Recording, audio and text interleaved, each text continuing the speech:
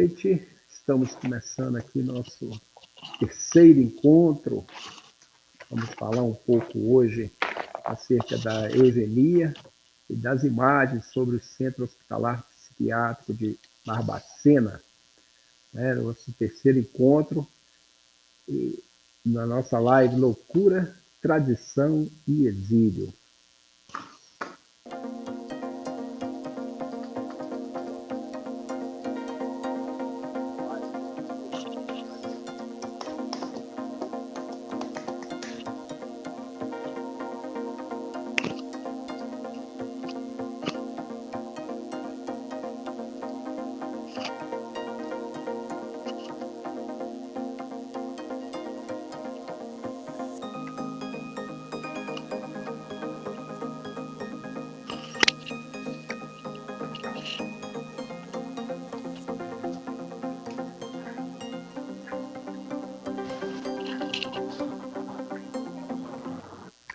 Olá, João Magro, boa noite. Tudo bom? Como é que vai você? Tudo bom. Estamos aqui hoje para o nosso terceiro encontro e nós, na última live, conversamos bastante acerca do início, do tratamento sobre a loucura no Brasil e ficamos hoje de trabalhar um pouco a respeito da questão da Liga Brasileira de Higiene Mental, né? Um pouco sobre a questão da eugenia, que você discorre bastante, né? Fala bastante aqui no Tradição da Loucura. Então você podia começar a contar para a gente um pouco dessa história, João, né? A partir, parece que foi de 1930, né? Que você trata um pouco dessa questão. Bom, nós estávamos tratando do que aconteceu na assistência psiquiátrica em Minas, não é? Exato. Nesse século XIX, início do século XX. Talvez fosse bom recordar um pouquinho que... Sim.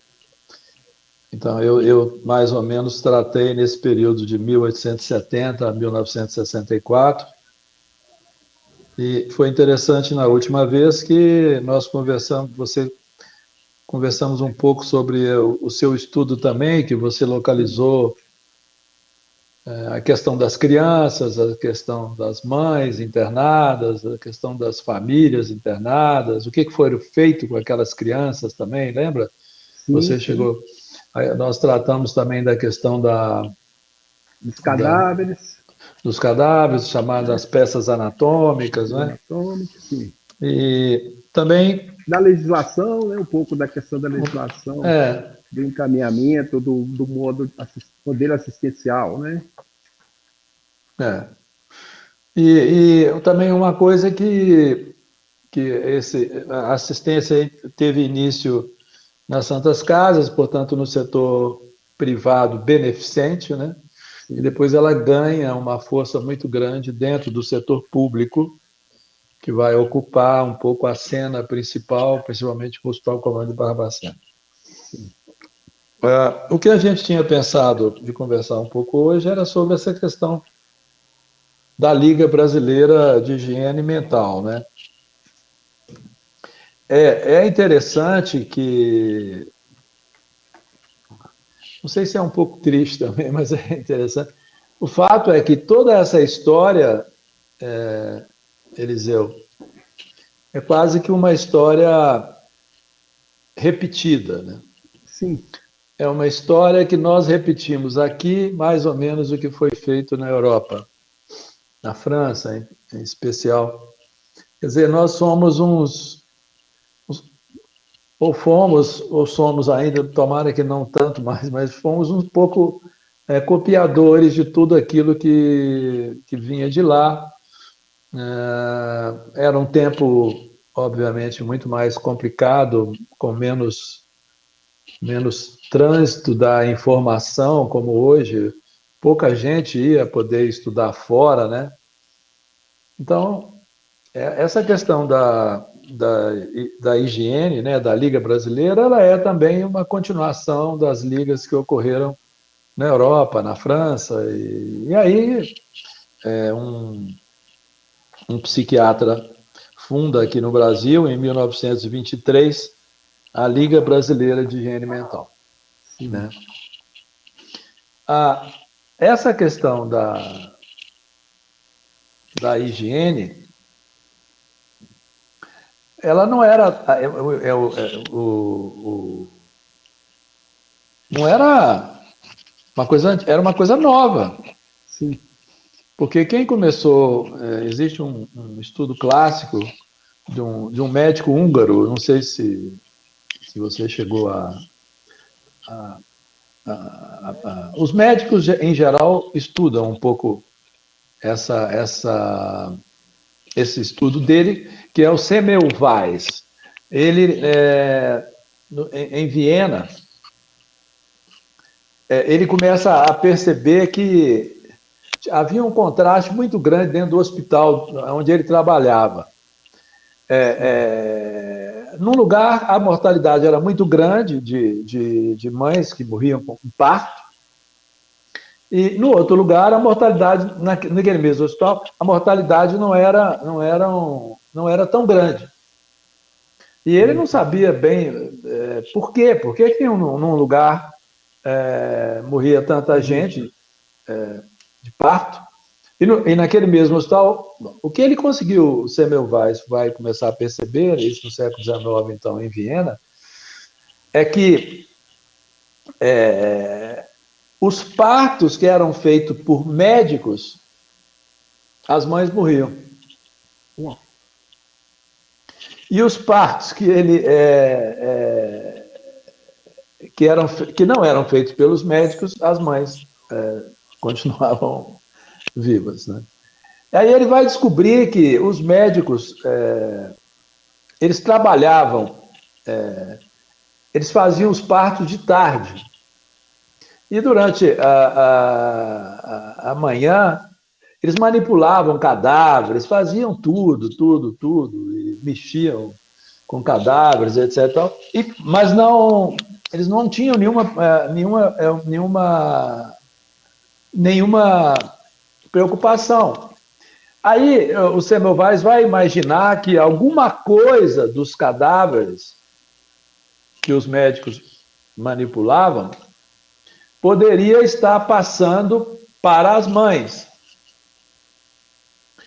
E então ele vai dizer, com muita resistência daquele grupo de médicos, ele vai falar assim: eu vou querer que os senhores lavem as mãos. Sim. Ele começando a supor que alguma coisa que os médicos, ao mexer com os cadáveres, poderiam estar levando aos partos quando eles faziam tarde.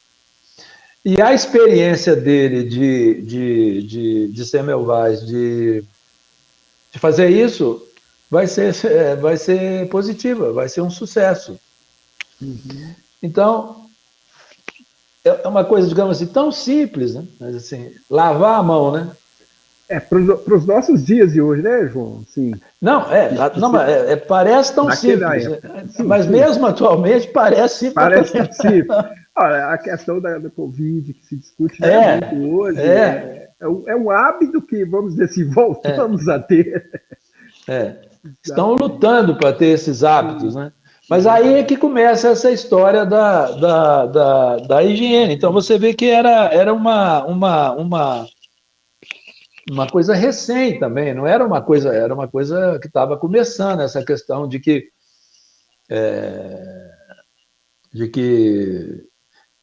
o hábito, algum tipo de hábito, seria promotor de saúde ou causador de doença, essa coisa, estava começando. Então, eles vão começar a fazer ligas mundiais, em tudo quanto é canto, de higiene, né? E, em particular, também, ligas de higiene mental, né? Então, aqui no Brasil, vai ser criado, então, por um psiquiatra, Gustavo Riedel, né? A Liga Brasileira de Higiene Mental, que tinha como como objetivo melhorar a assistência psiquiátrica. O interessante aí, e aí nós temos que... é que aí também começa, através da Liga Brasileira de Higiene Mental, começa também não só uma preocupação, nós temos que ir devagarzinho aí, em cuidados que estavam internados, portanto, o que seria possível fazer pelos que estavam internados, já que também ali o arsenal terapêutico era muito incipiente também, mas o que poderia ser feito, e aí que começa a delicadeza dessa questão toda, pelos que não estavam internados, mas que deveria ser feito alguma coisa com eles. Então, aí eu vou citar, em particular, por exemplo, o problema do alcoolismo. Sim. Então, os alcoólatras, eles não estavam internados. Alguns provavelmente poderiam estar. Mas, digamos, hoje, todo mundo bebe. Enfim. Sim. Então, aí, os membros da Liga Brasileira de Higiene Mental começam a formular algum tipo de coisa de que deveria ser feito algo para diminuir a alta taxa de prevalência de alcoolismo. Porque eles estavam constatando, os médicos, os psiquiatras, uma incidência elevada de alcoolismo no país. Né? E soma-se a isso uma preocupação de ordem um pouquinho maior, ou seja, se está havendo uma taxa elevada de alcoolismo, o trabalhador ele em potencial um alvo do alcoolismo. Uhum. Então, se eu tenho uma alta taxa de alcoolismo nas classes, nos operários, nas classes trabalhadoras, isso vai afetar a economia do país. Isso vai trazer danos, não só ao trabalhador, mas trazer danos, digamos assim, à sanidade do mundo do trabalho e do mundo da produção. 2, sífilis. Uhum. Havia, naquele momento, uma prevalência grande de sífilis, e, infelizmente, parece que, no momento, ela retorna, inclusive, no Brasil, o problema da sífilis. E é uma doença grave, se ela evolui, né? Uhum. Ela pode causar danos cerebrais, né? Então, havia uma preocupação também com a sífilis, obviamente, associada à questão sexual, essa coisa toda. Aí, o álcool associado à questão moral, a sífilis associada à questão moral. Então, começa a haver uma preocupação de ordem moralista, de educar o povo. Sim. Né? Então, começa a ocorrer uma atividade psiquiátrica voltada aos normais. Então, começa a haver uma preocupação de que normais, ou pelo se podemos usar ainda esse termo, né? Mas pessoas que não estavam internadas teriam que receber algum tipo, principalmente de educação.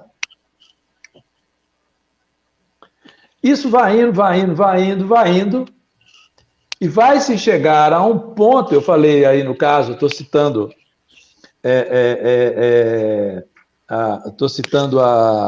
inicialmente o alcoolismo e depois a sífilis, e depois vai se chegar a um ponto de dizer o seguinte: ora, nós temos que tomar cuidado com os casamentos.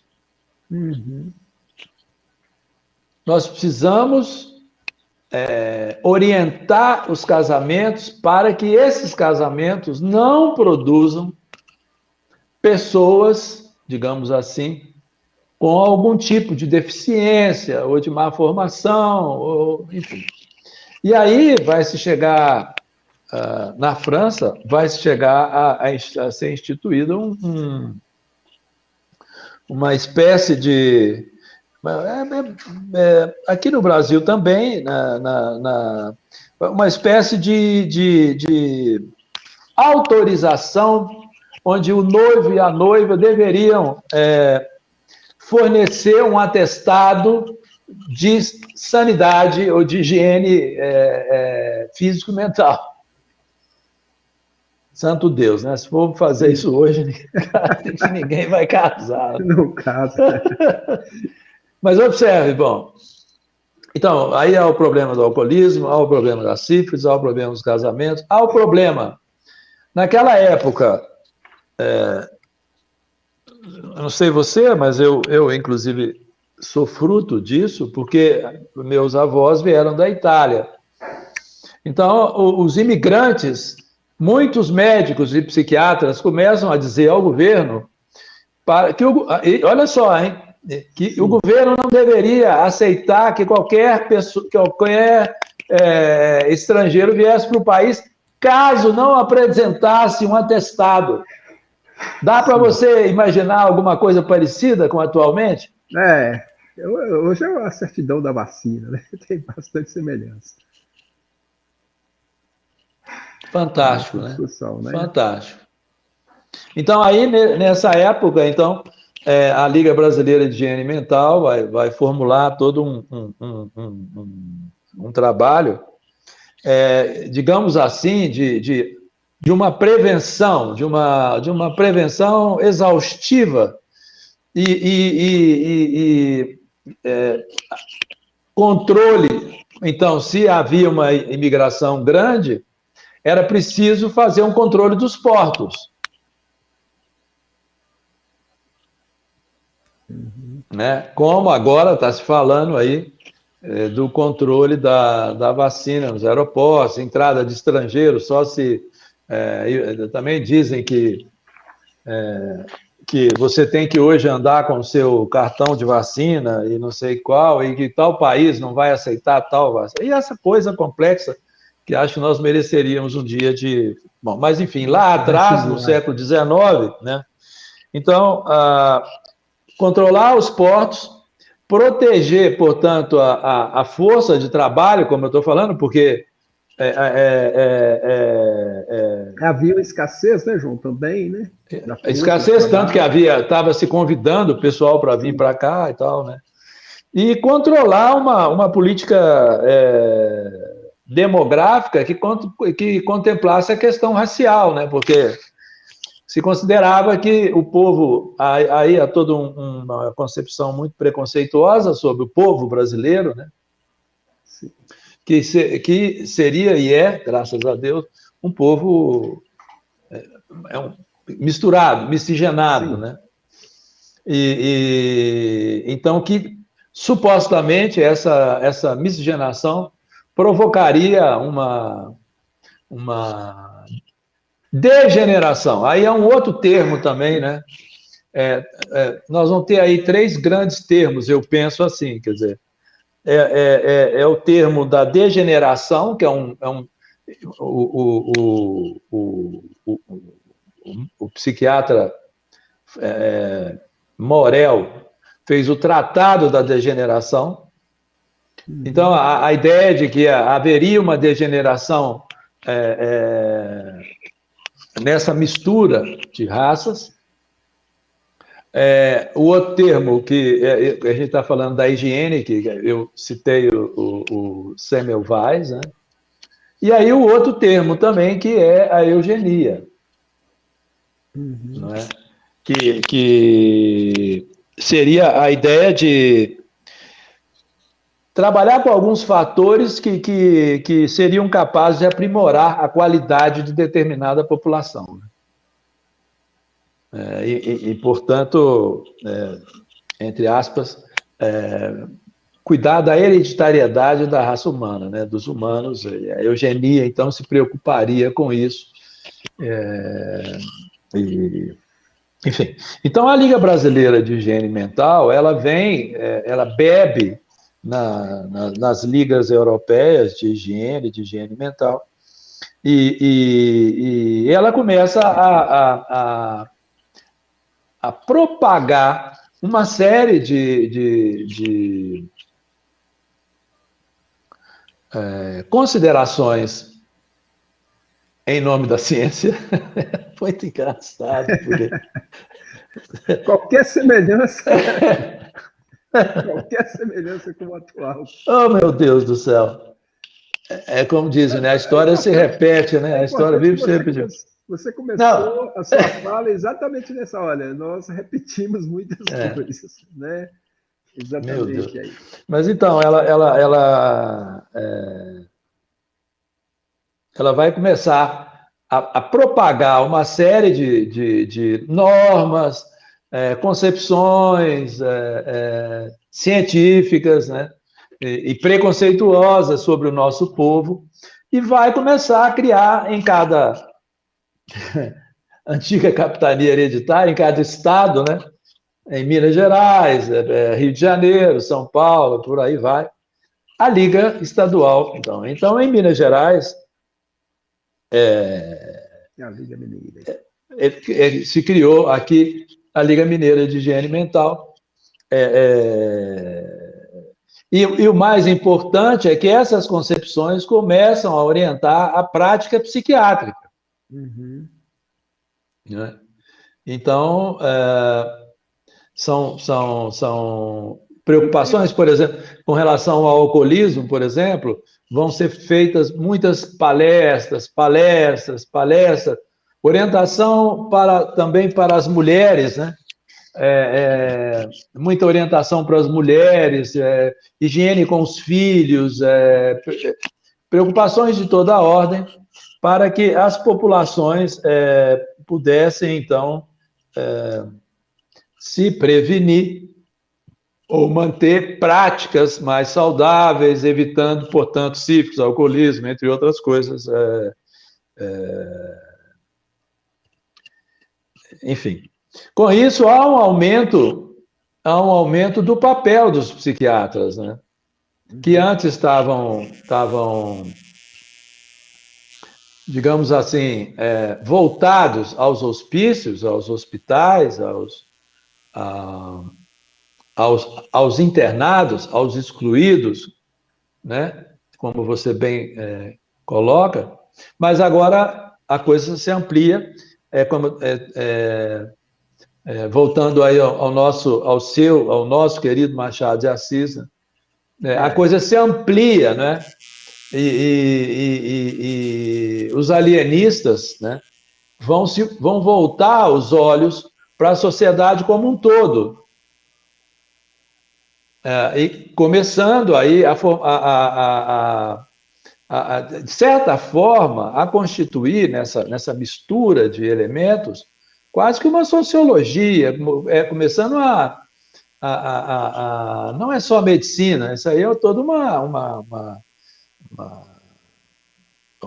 E aí começa, né, as preocupações com os mestiços, com os negros, com os amarelos, né, e com os traços dessas pessoas, considerando que, tentando estabelecer traços normais, né, de uma certa raça, e quem não estivesse, aí, acho que, né, no meu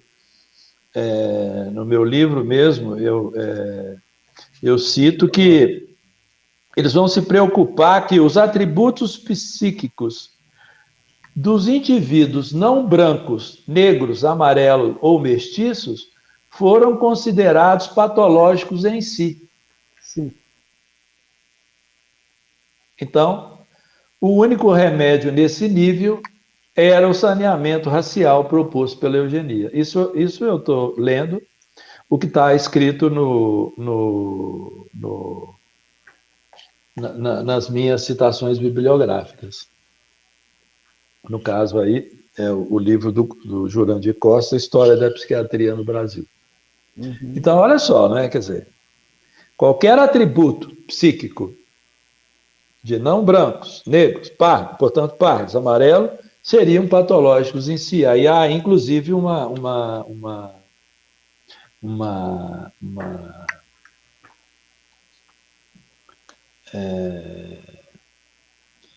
enfim, alguns traços a uma passagem, não sei mais onde é que ela está, mas enfim, uma passagem de que determinado, deixa eu ver se eu localizo. Bom, aí vem também a questão da preguiça, preguiçoso, ocioso, Sim. indisciplinado, pouco Acho que inteligente. É, o Monteiro Lobato parece que retrata também isso, né? Na literatura do Monteiro Lobato, né? Ele traz essa discussão, de certa forma. A ideia lá do. enfim. Enfim, então aí a Liga então vai chegar em Minas Gerais, ela vai se aqui em Minas Gerais vai ser criado em 1927 a proposta de criação da Liga Mineira de Higiene Mental. No, no, no, no, no regulamento, do primeiro regulamento de 1927, que é o regulamento de assistência aos alienados. É Sim. interessante também, e eu cito, que não é que já que se amplia o olhar, começa-se também a ter uma conversação em torno ao seguinte fato: nós devemos nos preocupar mais com os sadios. Uhum. Ou seja, é, começa a haver um combate, né, à filantropia e ao humanitarismo. Ou seja, espera aí, se nós temos pouco dinheiro, nós vamos largar essa turma para lá. Nós precisamos investir Investir na. para que haja uma produção de pessoas sadias, enfim, atléticas, etc, etc e tal. É, Ô, João, só uma questão. isso aí Parece que. é fantástico, né? Porque Sim, isso vai ir contra muito ao pensamento católico, né? Inclusive de caridade, sim.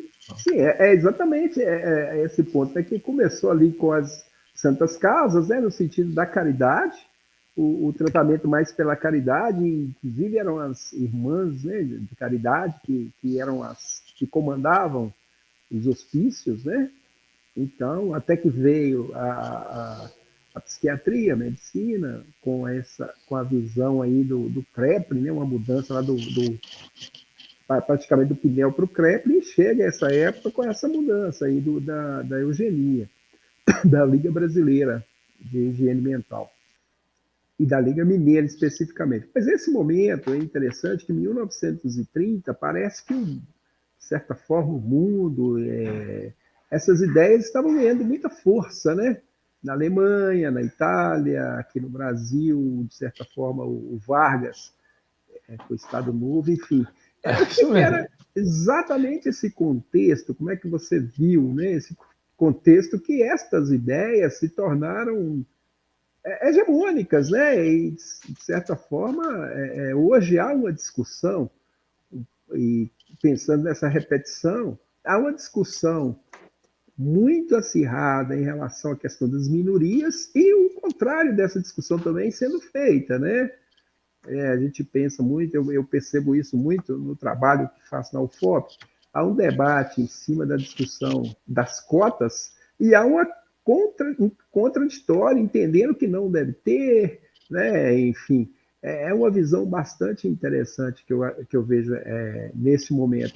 Nesta época, 30, isso também era esse embate ocorria dentro da sociedade e esta Liga Brasileira, essa ideia, de certa forma, saiu vencedora, ou pelo menos hegemônica naquele momento.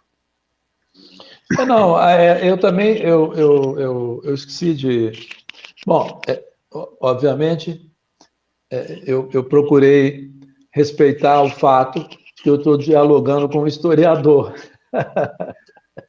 O senhor também é um historiador, não é? Sim, sim. Não, assim, Então, de eu, formação eu sou psicólogo, né? Fiz história há pouco fez tempo. história também, né? Pois Sim. enfim, imaginei que talvez você quisesse talvez discorrer um pouquinho sobre isso, mas tudo bem.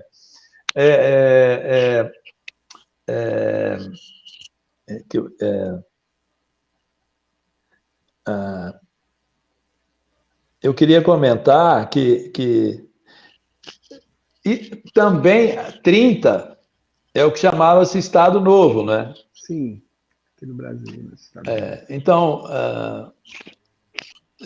todas essas, o que vinha aí em 30, né, era toda uma proposta de moralizar, de um Estado novo, era o papel do Estado, o Estado, enfim, Getúlio, né?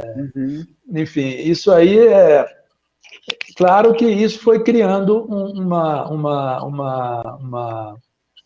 um caldo de cultura, uma circunstância favorável em acordo a tudo, né? Não era uma questão restrita à medicina ou à psiquiatria, era uma questão maior, realmente, como você está colocando. Isso aí chegava, né, nós estávamos, de certa forma, construindo aquele o grande caos alemão, né? Nós estávamos construindo Uhum. toda a base para o nazismo, né? Então, certamente, essas concepções não eram isoladas, elas não estavam Não estava restritas só ao nosso estava campo. dentro do contexto, Agora, né? eu tinha esquecido que eu queria falar é que eu começo eu esqueci de comentar isso, que eu começo dizendo sobre a influência do pensamento da Liga em Minas Uhum. Gerais, dizendo que é o seguinte: eu acho que aqui ocorreram, como você perguntou acertadamente, não era uma coisa no campo da saúde, não era hegemônico. Porque Uhum. havia um grupo que, digamos assim, que ia mais para o lado da eugenia, digamos assim, mas havia um grupo que era mais um lado da higiene social, preocupado era um grupo mais, digamos, de sanitarista, o início dos profissionais de saúde pública, e estavam preocupados em conter epidemias, esse tipo de coisa. Então, Sim. você tinha ali, eu digo que em Minas Gerais a Liga teve dois caminhos. O caminho que eu vou chamar dos eugenistas, que era, inclusive, em menor número, que tratavam do interesse da eugenia, e o caminho dos higienistas, Uhum. tá? Que Sim, eram em sim, maior número, que lutavam por melhorias sanitárias, mas sem aderir àqueles excessos eugenistas. sim. Você finaliza aqui, né, o É, capítulo aqui, esse capítulo onde você vai trazer exatamente com isso, né, o grupo de higienistas. isso. Pouco a pouco você sentir, né, você usa o termo, né, o higienistas e o eugenistas, que parece, né? É verdade. Você pegou aqui já mais no final. Eu É, vou dizer que eles vão desenvolver trabalhos interessantes, vão criar um sim, instituto, sim. vão fazer um congresso brasileiro de higiene em Minas Gerais. É, Agora, sim, é porque eu vejo, João, que no desenrolar disso, aí quando nós chegamos lá em 60, né, foi um momento em que se colocou, né, a discussão, né, que foi a discussão feita depois, né, a ideia do campo de concentração, né, a ideia que depois foi compilada como Holocausto, os porões da loucura, enfim, que parece que assim é exatamente no momento do fechamento é que esses termos aparecem, né? bom. É curioso Não, isso. E essa contradição, porque é, eu trago isso nos exilados da pátria, exatamente trazendo que eu acho que a ideia, ela parece que no seu desenrolar histórico, é interessante que ela parece ser uma ideia que está em embate com a outra, mas no final, quando o tempo histórico passa, você vê que ela tem muita semelhança, né? Como você diz aí, ela produz também algo que traz em sua essência algo diferente, né? Que não É. necessariamente. Na verdade, eu fiz uma pequena revisão para a gente poder conversar. O primeiro embate com a imprensa em torno dessa questão que eu encontrei foi, olha só, foi em 1956, Isso, né? Tá aí no isso. meu livro e No tudo e seu livro tal. está aqui. Esse material, João, você chegou a ter acesso, que eu não consegui, esse de Sim, sim, tá 56. tudo. Eu fui muito, procurei ser bastante ranzinza e coloquei toda a bibliografia possível aí. Ela tá toda aí. Mas o que eu queria trazer para você é que a primeira citação Pela imprensa. da imprensa, publicado no Diário da Tarde em 1961, é que vai dizer que, aqui, ó, está na página 134, é que vai dizer que há uma associação com os campos de concentração de Auschwitz e Bergen-Belsen. Então, provavelmente, o repórter,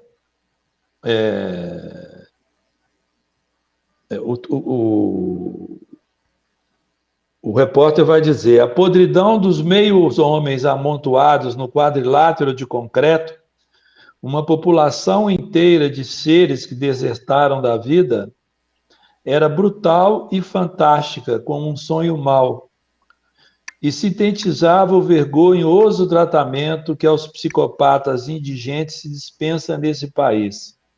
A associação de ideias foi imediata. Aquilo era uma edição melhorada, não há dúvida, dos campos de concentração de Auschwitz e Bergen-Belsen. Uhum. Enfim, e aí vai falar sobre o enorme, e vai dizer que existiam nesse momento 2.600 mulheres e 1.600 homens, Sim. segundo ele, à espera da morte. E realmente era enfim, esses João, dois são dois momentos que os jornalistas vão entrevistar os diretores, vão ir em 56 e em 61. A TV Itacolomi, inclusive, vai filmar vai, o né? hospital e Sim. vai e aí também é muito interessante porque vai haver uma reação, né? Uma reação do jornal de Barbacena.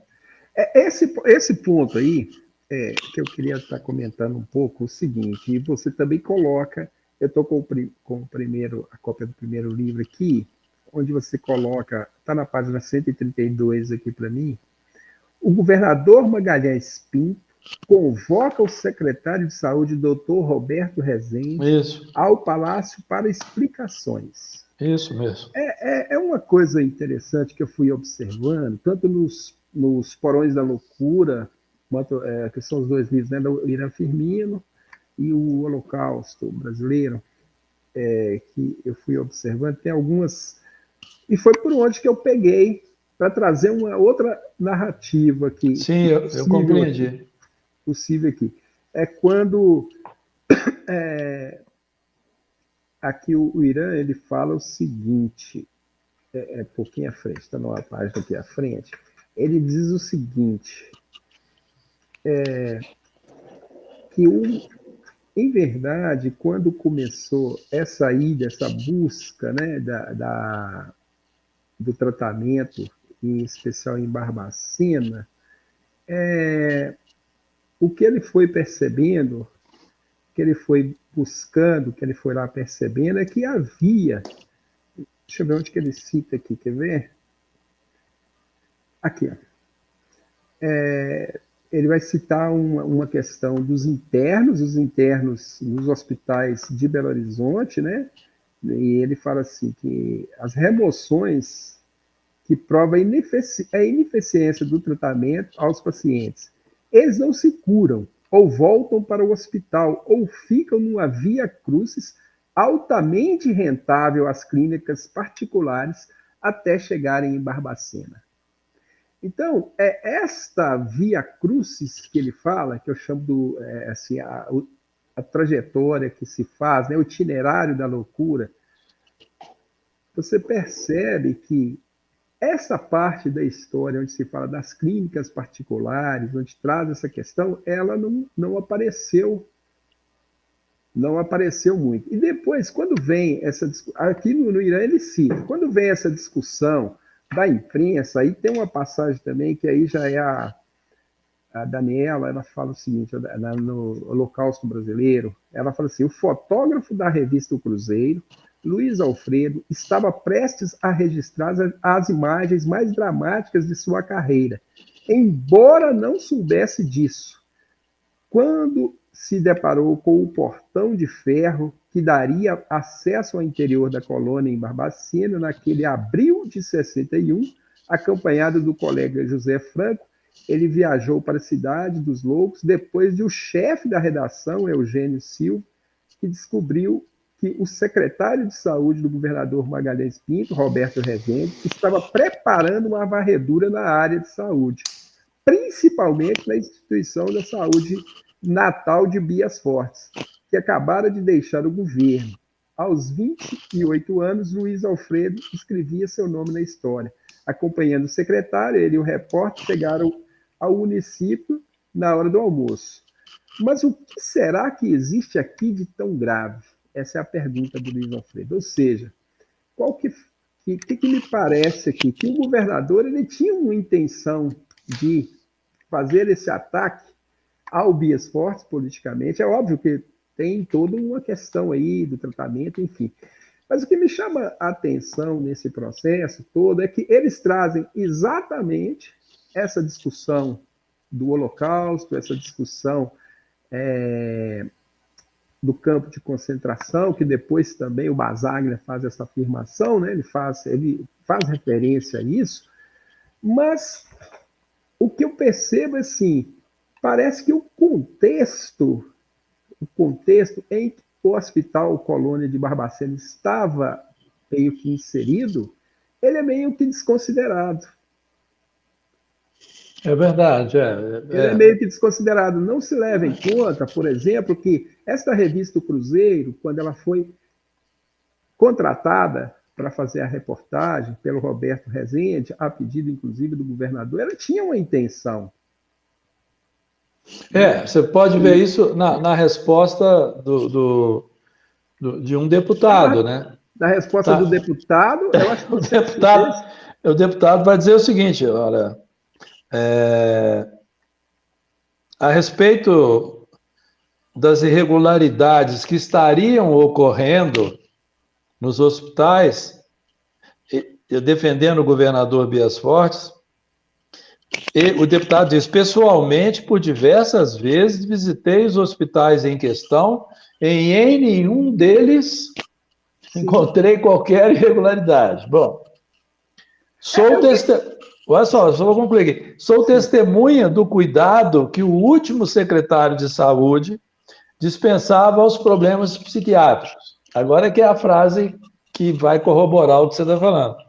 Se irregularidades existem, datam elas de 2 meses para cá, quando mudou o governo. Exatamente. Eu tive essa suspeita. É muito João, bom, assim, né? Os caras... As leituras, a literatura e a história, ela traz isso. É por isso que eu acho interessante quando você coloca no seu livro essa ideia do higienismo, né? É exatamente isso. Havia, sim, algumas questões, mas havia um outro lado dessa mesma perspectiva. Então, quando eu chamo esses discursos aqui, meio que de discursos denunciativos, eles apresentam denúncias, né? Apesar que o pessoal do direito vai me corrigir que não se trata de denúncia, não é do Ministério Público, mas enfim, eu chamei de um discurso denunciativo contra um discurso crítico, por exemplo, do Machado. Uhum. Né? Ele faz Tá uma reparação crítica, uma discussão crítica ali, assim como o Lima Barreto, assim como o Guimarães Rosa. Apesar de que estavam discutindo literatura, mas estavam fazendo uma crítica a partir do modelo de produção da literatura. E o modelo jornalístico, da escrita jornalística, ele traz uma denúncia, né? Ele traz algo nesse aspecto denunciativo, sem, de certa forma, levar em não vai estar consideração... tão preocupado no embasamento né? Vai estar um pouco Perfeito. mais... Por isso pode falar. Por isso que, de repente, quando se fala assim, e até hoje eu vejo, quando às vezes vou fazer alguma pesquisa, vejo alguns comentários, as pessoas falando assim, houve o Holocausto, 60 mil mortos. Aí, quando você vai, de fato, olhar, não teve isso, né? Assim como muitas outras coisas. Por isso que eu costumo colocar no texto assim, houve venda de cadáver, mas houve compra de cadáver? Né? Para fazer exatamente essa discussão, né? Para fazer esse debate aí, que eu acho que ele é fundamental, que é um discurso no intuito de trazer uma crítica, né? E nesse aspecto também foi interessante, João, que eu me deparei, e eu acho que o Irã Firmino, ele vai trazer um aspecto interessante no texto dele, Falando sobre o nisso, INAPS. Mas vai lá. Não, eu ia dizer só que eu estou com saudade do Irã, fomos muito amigos, tem muito tempo que eu não o vejo. Pois Mas, desculpe, continua. Ele faz uma coisa que eu acho que assim, também é um pulo do gato para essa análise aqui. Quando ele traz sobre uma conversa dele, me parece que é com o diretor, eu não me lembro, não recordo aqui. Com o diretor, ele fala assim, eu acho um pouco oportuno sua implantação no hospital. Ele está falando de um projeto, né, implantação de um projeto, enfim. A nossa clientela, em 80% dos casos, é do INAMPS. São pacientes que pertencem a um instituto, que ficam somente 3 dias. Aí o Irã pergunta, após esse período, o que acontece com os pacientes? Não sei. Falta-nos um controle do egresso. Depois que o doente é tratado, triado para as clínicas psiquiátricas particulares, nós não sabemos mais deles. Nós já cumprimos a nossa parte. Cessa, então, a nossa responsabilidade. O problema passa a ser do INAMPS. Então, essa trajetória, por isso que eu falo assim, existe uma trajetória da loucura antes de chegar a Barbacena. Antes ele falou, ganhava-se muito dinheiro com esse modelo assistencial das clínicas privadas. Eu faço um levantamento assim, obviamente que tinha a carência de profissional, mas havia sim uma relação entre os profissionais que trabalhavam principalmente no Galba e a sua inserção dentro das clínicas privadas. Aquela ideia do encaminhamento. Acho que tinha... Eu penso que você tem razão, e uma das coisas que eu ando assim, me constatando desse nosso diálogo é como que quantas dessas questões estão a merecer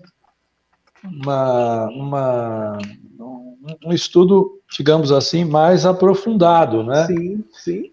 Como eu te falei, eu penso que em 1992, quando eu escrevi, eu estava, talvez, como é que foi? Talvez beliscando o tema, né? Eu estava, porque a quantidade de questões que estão a merecer estudos... aprofundamento, né? É verdade. Nesse caso, o que você está falando, eu cheguei a penetrar um pouquinho ao fazer uma pequena revisão nesse período de 30 até 60, que surgiram várias clínicas em Belo Horizonte, privadas. Então, Isso em 1937, a primeira é a Clínica Santa Clara, Sim. depois a Clínica Pinel, depois a Santa Maria, enfim, Boa Esperança, enfim, foram... Também, algumas dessas clínicas acabaram se constituindo em locais de produção de psiquiatras, onde eles faziam residência, né? Sim. Mas e há uma denúncia também já em 56, em 53, dizendo que haviam 16 clínicas particulares em Minas, em Belo Horizonte, Barbacena, Uberaba, Uberlândia, Juiz de Fora, Matias Barbosa, Santa Rita de Jacutinga e Ibirité. Uhum. Mas já há aqui a seguinte coisa: a situação dessas casas de saúde particulares revelava uma situação precária, existindo como casas tipicamente comerciais. Uhum. As diárias são, em geral, elevadas, que o doente tem pressa em receber alta, a menos que seja milionário ou associado ao instituto. Instituto, é. Então, você vê que...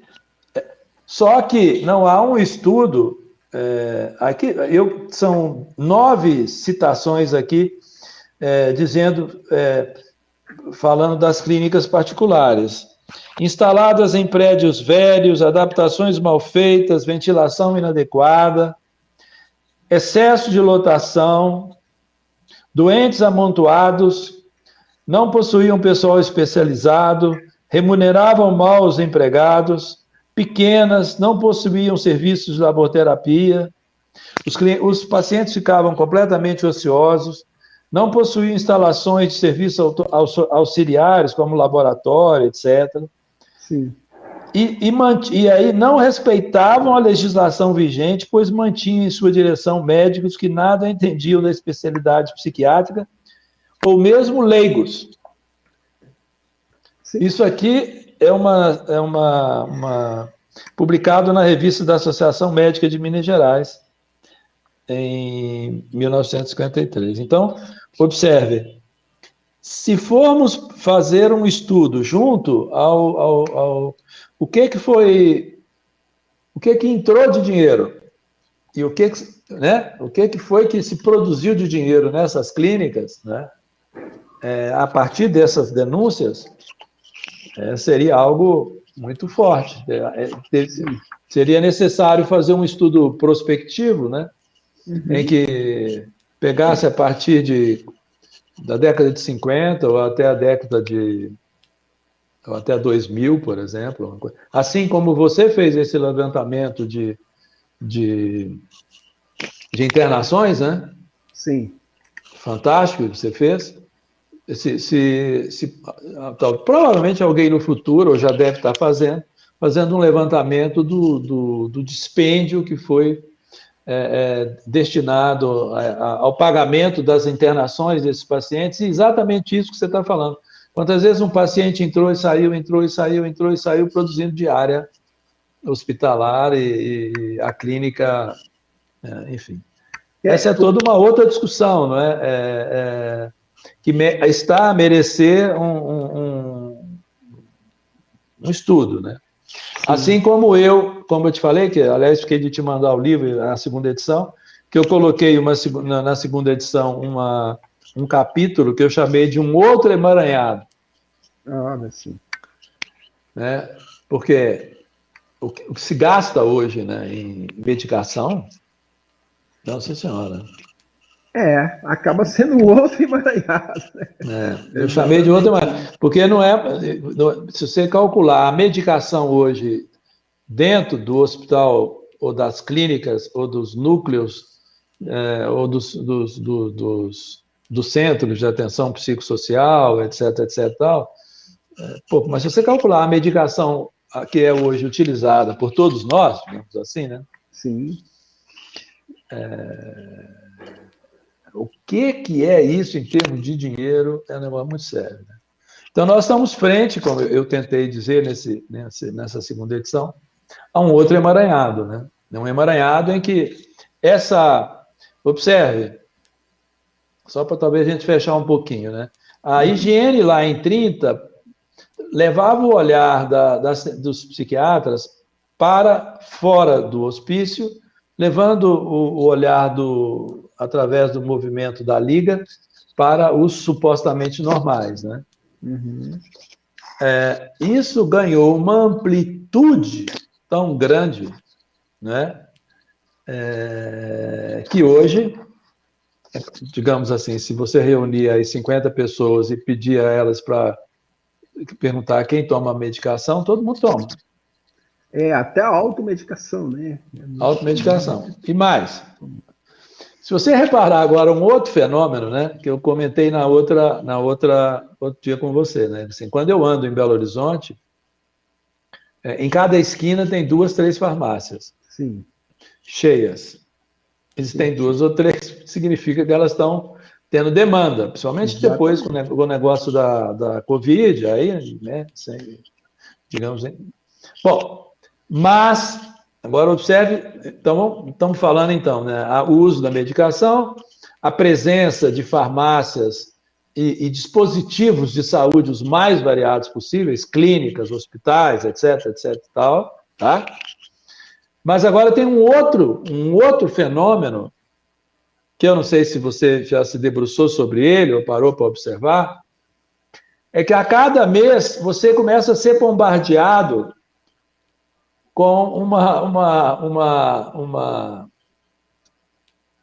com uma promoção de dizer para você que você tem que tomar alguma providência preventiva.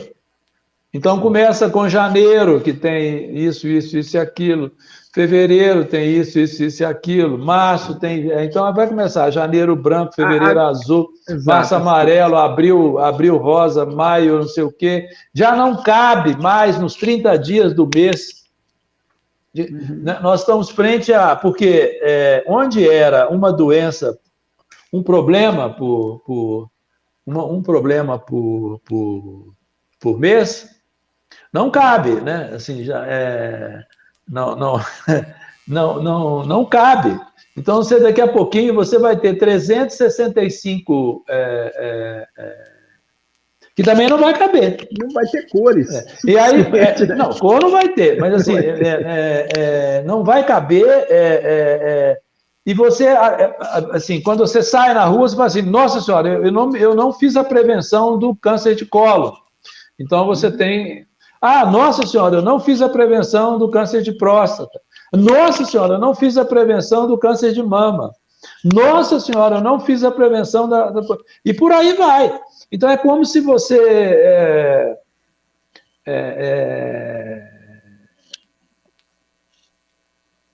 São causas sociais, um pouco como... E que tem seu mérito. Aí que vem, essas causas sociais surgiram de esforços comunitários muito, muito válidos, de famílias que tinham seus familiares com algum tipo de problema e que aí se juntaram para ajudar fazer algo para os seus familiares que estavam padecendo daquele dolorimento, né? Sim. Nesse sentido, a origem ela é muito válida e nobre. Só que você acaba, aquilo que eu falei com você, a todo movimento positivo e você acaba produzindo paradoxalmente um certo problema, né? Então você tem aí você vai para a fábrica, na fábrica também há todo um movimento de prevenção, aí você vai para... Enfim, você fica sobre agora, por exemplo, a partir da pandemia da Covid, você fica submetido a uma situação tensa, a uma situação... eu posso viajar, eu posso ir à escola, eu posso fazer isso, eu posso fazer aquilo, mas se eu fizer isso, qual vai ser o coisa? Eu tenho que fazer a prevenção do câncer, mas e se eu não fizer? Você fica em culpa. Sim. fica numa situação de como se estivesse exposto o tempo todo, né? Tem Então, como eu estou te dizendo, essa higiene, paradoxalmente, parece que ela cresceu, né? Você tem que tomar vacina para uma coisa, para duas coisas, para três coisas, para quatro coisas. Você tem que tomar, não só. Você não tem que tomar só vacina de Covid, você tem que tomar vacina de gripe, por aí vai, febre amarela, e aí você também não pode comer qualquer coisa, e também você não pode beber qualquer coisa, e você também não pode tomar qualquer água. Estamos de frente a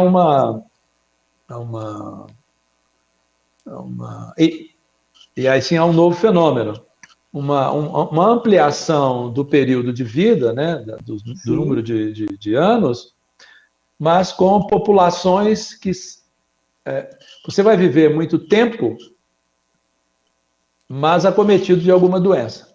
Sim. E você vai precisar de ser cuidado por muito tempo, né, como uma diabetes, uma hipertensão, um tipo de câncer, etc, etc. Enfim, eu acho que isso aí é do ponto de vista, né, da questão da saúde mental, né, João? Acho que é uma questão bastante curiosa, né? João, estamos aqui só uma questão aqui, nosso amigo, cumprimentar aqui o Luiz, que esteve aqui conosco, o Renato, que está aí conosco, o Renato, o Hélio Valverde, que comentaram, né, obviamente. O Renato, ele traz uma questão, que é o seguinte, ele fala aqui, dá uma olhada aqui no Google, parece que eu li que algumas vacinas para algumas doenças foram descobertas durante a Segunda Guerra Mundial, às custas de muitas cobaias humanas, literalmente. Seria errado ou até loucura levar isso em consideração? Será que existe o lado bom da guerra? É uma pergunta assim. Acho que toca um pouco na ideia do higienismo que nós estávamos falando, né? De certa forma, o contexto, né? Que foi essa tentativa, né, de vacina, enfim. Acho que é uma questão bastante complexa essa, né? Parece que não só vacinas, né, mas parece que as guerras acabam produzindo algumas soluções que em função, em nome da guerra, parece que os governos se dedicam mais àquilo e acabam desenvolvendo soluções que não estavam pensadas, né? A internet quem conhece um pouco o estudo da internet é isso, né? A tentativa de descentralizar o comando militar levou a você produzir uma rede para que você não tivesse, o comando militar não tivesse só um computador central, e sim que ele tivesse uma rede de computadores. Uma rede de computadores. Na medida em que se você destruísse um nó, né, os outros manteriam aquele sistema funcionando. Esse é o estudo, é a origem da internet, é uma origem militar. Né? Sim. Então, o amigo, a pessoa que comentou, o Renato tem razão, né? Assim, enfim. De certa forma, o nosso momento, né, inclusive esse momento atual, ele nos ensinou também muitas coisas. Né? A pandemia trouxe, por exemplo, esse momento, né, João? É verdade. Né? Eu falo que o meu trabalho hoje, viajávamos praticamente uma vez por mês para Ouro Preto, para uma reunião que hoje não ocorre mais, né? Vai ocorrer uma economia de transporte, de exposição na estrada, enfim, né? Os momentos talvez mais complexos e mais difíceis são momentos também de grandes produções, né? É verdade. Outro dia eu tive a oportunidade de falar sobre isso no Hospital Mater Dei, como a pandemia nos trouxe uma série de palavras e de expressões e de sentimentos de muita dor, né? Sim. Mas é necessário, essa coisa toda foi sendo muito construída e nós estamos bombardeados com um dolorimento que não passa, e com razão. Mas, ao mesmo tempo, observe, né? Você é um profissional de saúde, eu também. Observe o que os profissionais de saúde fizeram em termos de dedicação Eu não estou falando de médico, não. Eu estou falando dos profissionais de saúde. Estou falando de auxiliar de saúde, auxiliar de enfermagem, laboratorista, nutricionista, enfim, todos, né? Nutricionistas, assistentes sociais, assim, enfim, médicos também, psicólogos, também, bioquímicos, enfim. Mas observem a dedicação que os profissionais de saúde brasileiros tiveram com seus semelhantes e ofertaram-se.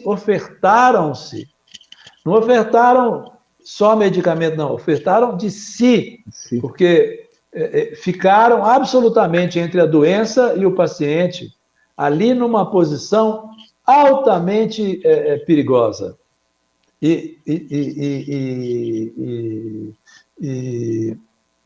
O que nós... Qual é a palavra...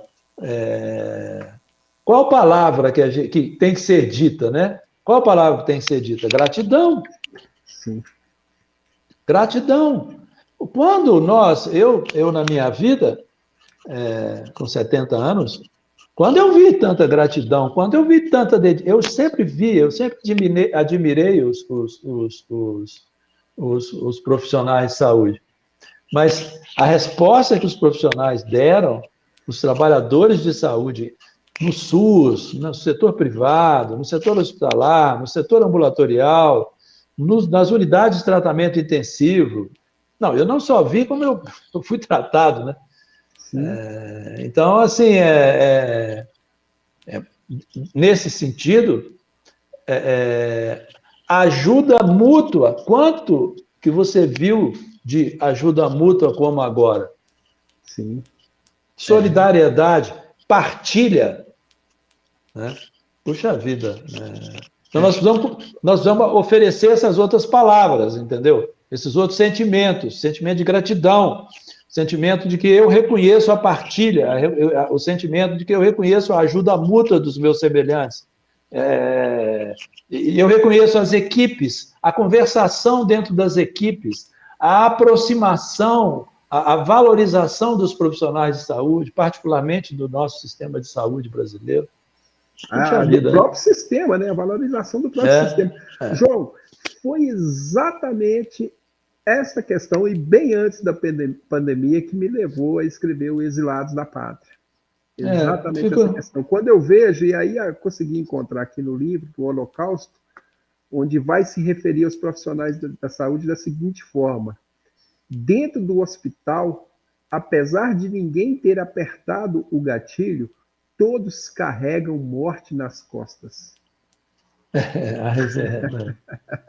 Todos carregam morte nas costas.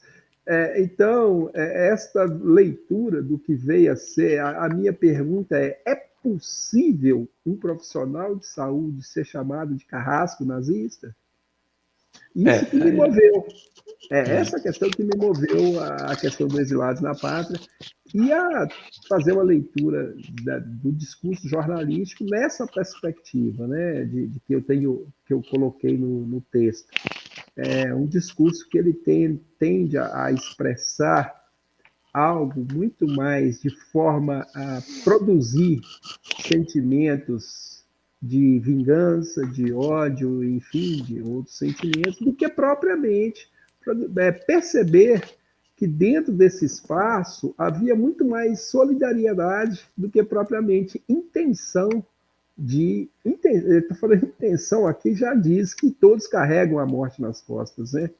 Então, eu acho que esse sentimento que você muito bem expressa aí é a forma também como eu compreendi dentro do hospital, já trabalhei no Serra Verde, como disse, assim, de perceber essa intenção da solidariedade. Não vejo possível um profissional da saúde. Pode ocorrer, sim, por algum desvio, por alguma questão, alguém tenha se excedido, obviamente que isso é humano, né? Mas claro, eu acho que nunca intencionalmente um profissional de saúde, que é o profissional do cuidado com o outro, assim também como o profissional, a maioria dos profissionais do magistério, os professores, que está ali, de certa forma, com cuidado, obviamente que um desvio ou outro pode ocorrer, isso em qualquer profissão, mas o que levou ao Exilados foi exatamente isso. E ao perceber isso e saber quem eram essas pessoas que lá estavam, quem foram essas pessoas consideradas loucas, é que eu fui percebendo que estas pessoas, em verdade, elas foram deslocadas para Barbacena, e aí falamos um pouco desse trajeto hoje, né? Do quanto, eu até costumo dizer assim, que aquelas pobres almas, depois que foram tiradas dela, né, a própria vida, elas foram entregues à Barbacena, né? Aqueles mortos em vidas, né, para finalizar a sua trajetória ali, né? E não vejo Barbacena como um local onde tinha toda esta dimensão aí de um holocausto, mas pelo contrário, a cidade que acolheu estas pessoas que não eram benquistas em parte nenhuma de outros lugares, inclusive nas clínicas, né? Quando chegavam em Belo Horizonte, elas eram consideradas loucas exatamente para começar a sua peregrinação até Barbacena, e eram contabilizadas pelas clínicas particulares, muitas delas, sim, olha, é um leito que está ocupado, é dinheiro que está entrando. E não se pensar esse tratamento, enfim. Mas é isso, né, João? Hoje... Isso aí, isso também está a merecer uma... Você tem razão, eu também concordo. Enfim, mas isso é que eu posso dizer, acho que isso é um pouco da nossa delicada, do delicado proceder de cada um, não é? O delicado proceder do que falar, né? O delicado uso da palavra, que é tão poderosa, né? Que pode marcar, pode machucar, pode denegrir, pode agredir, né? O delicado uso, então, e como eu te falei, eu penso que é necessário uma certa visão um pouco mais, como você trouxe, que eu acho que está certíssimo, uma visão um pouco mais imbricada dos fatos, né? Isso que você falou. Você falou uma coisa super legal, Eliseu. Barbacena foi onde acolheu. Nunca ninguém falou assim, entendeu? Pois essa que é por isso não tem exilados. Eu vejo que Barbacena é a cidade que recebeu essas pessoas que eram, eu já vi ali alguns livros, tem os indesejados, né? Tem alguns todo livros. mundo mandou para lá, né? Todo mundo mandava, e lá recebia, ia no Camburão. Ia de trem, ia de tudo, né? Mas era lá que eles iam, né? Tá certo, né? Ia de Camburão, chegava lá. E engraçado, né? E assim, alguns relatos e casos que eu já ouvi dizer de pessoas que falam assim, olha, policial, nós levamos, chegou lá, como que ia fazer? Soltei a pessoa na rua e fomos embora.